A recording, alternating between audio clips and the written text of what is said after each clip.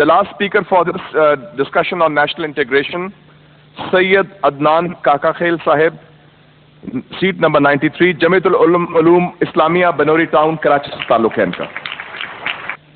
मेरे साथियों ने कल भी इस मौजू के ऊपर बहुत अच्छी बातें की.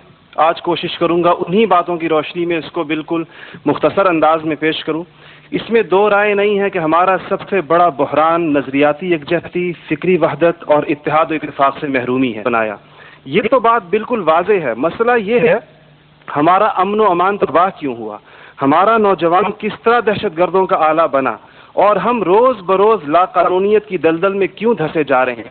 जनाब सदर, नोट करने की बात है कि ये सबक उसको किसी मजहब ने नहीं सिखाया, ये सबक उसको किसी दीन ने नहीं बताया. ये तबकाती तफरीक, इस्तेहसाली निज़ाम, टैलेंट की बेकदरी, तालीमी ढांचे का खोखलापन, बे इंतहा करप्शन और इख्तियारात के नाजायज़ इस्तेमाल वो खौफनाक मसाइल हैं जो नौजवान को इस तरफ लेकर गए हैं. तो मसाइल हल कर दीजिए, आप ये मसाइल हल कर दीजिए, फिर देखिए ये नौजवान दहशतगर्द है या अमन पसंद है.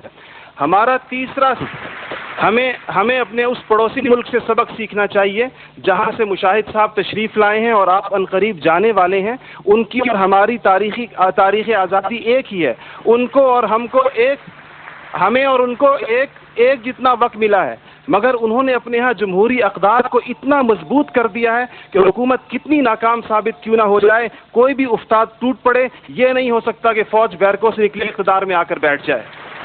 इसी तरह जनाब सदर, मैं ये समझता हूँ कि आज इस हॉल में लगी हुई कायद की तस्वीर आपसे पूछ रही है, आगे आप खड़े हुए हैं कि जनरल तुम तो सरहदों के रखवाले हो, तुमको ईवान इक़्तिदार की राह किसने दिखाई है. और जनाब वाली, जनाब आला, हमारा तीसरा सबसे बड़ा मसला एलीट क्लास इकोनॉमी है. आपके आदाद व शुमार के जादूगर कह रहे हैं कि मईशत तरक्की कर रही है, ज़र मुबादला के ज़खायर बढ़ रहे हैं, कर्जे कम हो गए हैं, कशकोल टूट गई है. आप बार बार कहते हैं पहले हम मांगने जाते थे, अब हम देने जाते हैं, और अवाम हैरान है कि खुदाया क्या माजरा है. मईशत तरक्की कर रही है, गरीब का चूल्हा बुझ रहा है, ज़र मुबादला के ज़खायर बढ़ रहे हैं, पेट्रोल की कीमतें आसमान से बातें कर रही हैं, रुपए की कीमत डी वैल्यू होते होते कहाँ आ खड़ी हुई है.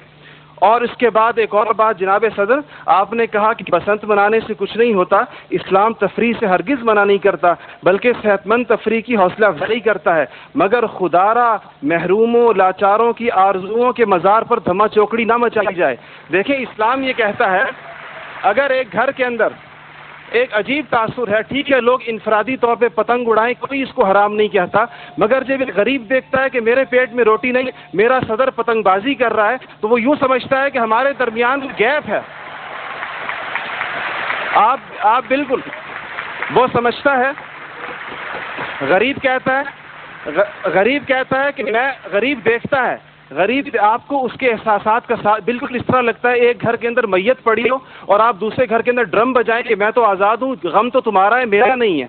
तो इसको कोई भी इसकी इजाज़त नहीं देगा. कोई भी मज़हब कहेगा कि नहीं, उसका एहसास कीजिए, उसके अश्कशोई करें, उसको सीने से लगाइए.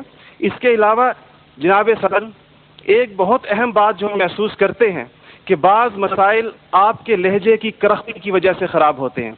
आप बलूचिस्तान के अवाम से कहते हैं तुम्हें हम वहाँ से हिट करेंगे, तुम्हें पता ही नहीं चलेगा हमने तुम्हें कहाँ से हिट किया है. ये चीज़ें आप कौम के बड़े हैं, आपको बिल्कुल कौम से इस अंदाज में गुफ्तगू करनी चाहिए जिस तरह आप अपने बेटे बिलाल से गुफ्तगू करते हैं. आपको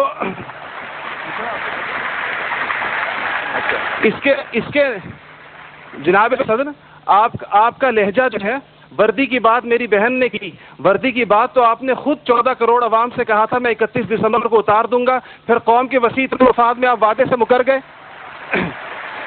थैंक यू जी, शुक्रिया, मेहरबानी, थैंक यू. आपका टाइम हो गया हो जी.